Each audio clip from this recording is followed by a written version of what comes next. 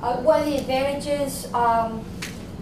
Well, we believe, and many people believe, that high frequency causes or less barotrauma to the lung. The biggest advantages that we see, and you can treat specific disease states.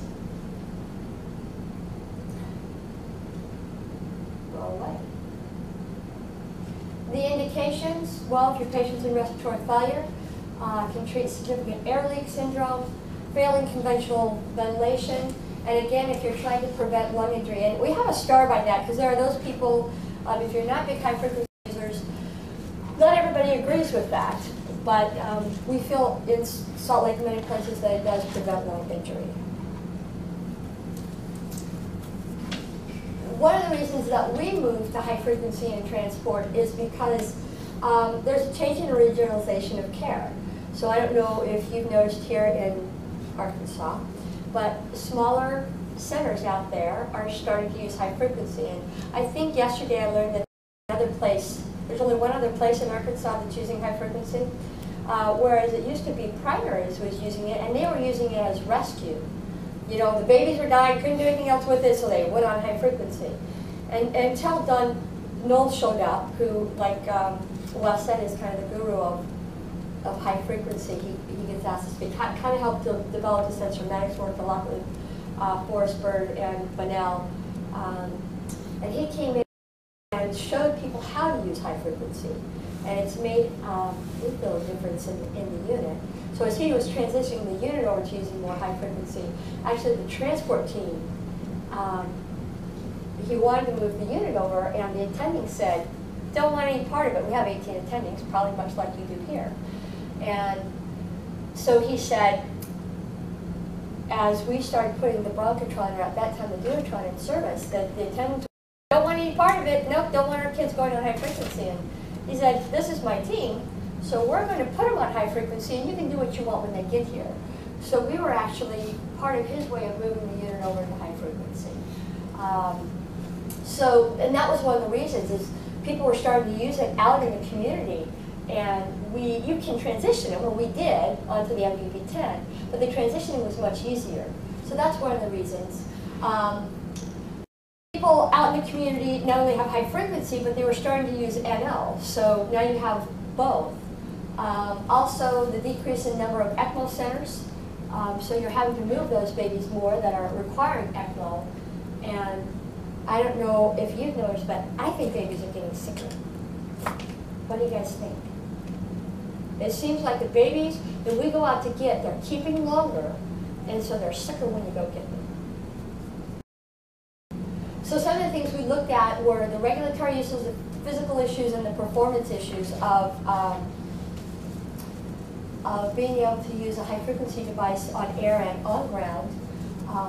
And some of the issues that we came up with, the sensormatics is 150 pounds. And while it has been used on transport, and it has been put in ambulance, it's not practical. And the Bunnell jet is also, I think that's about 80 pounds by the time you're... the Bronchotron's about 10 pounds, and it's pneumatically driven.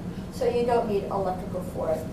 And then the issues, and then the performance issues, we wanted to be able to have it do conventional and high frequency. So it was the perfect device that we had been looking for. When you talk about EMI, are you familiar with what EMI is? Electromagnetic interference.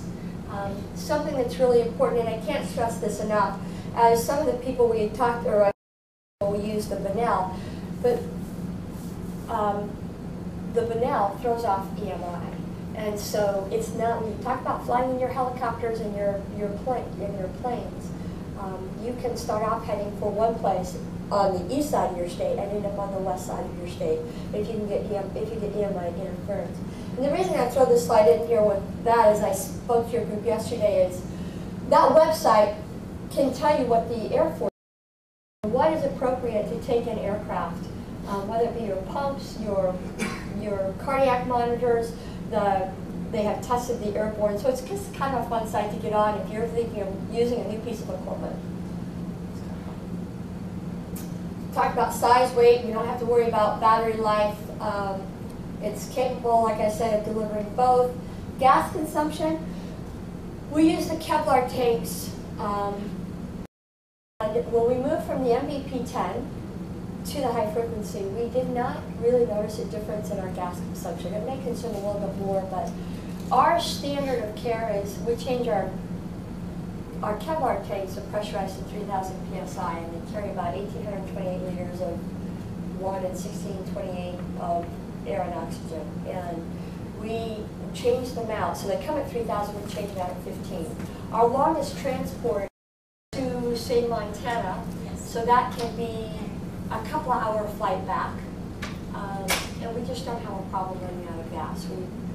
So we haven't noticed a big difference. Do you use the tanks the whole trip? No. We plug in our aircraft and at the hospital. Do you have hospitals here that you can't plug in the state? A few, not many. You know, they stick you into a delivery room or somewhere and you can't plug in. Pretty careful. You know, okay, we gotta hurry. We can't have you sticking around here. The other thing is you want to make sure it's compatible with the nitric oxide, which we've been running nitric oxide with it since we got it. And Dan Villarreal actually is the one who initially did the studies with high frequency and nitric on this device. He has an abstract that's out there that you can look at. So we would basically his study.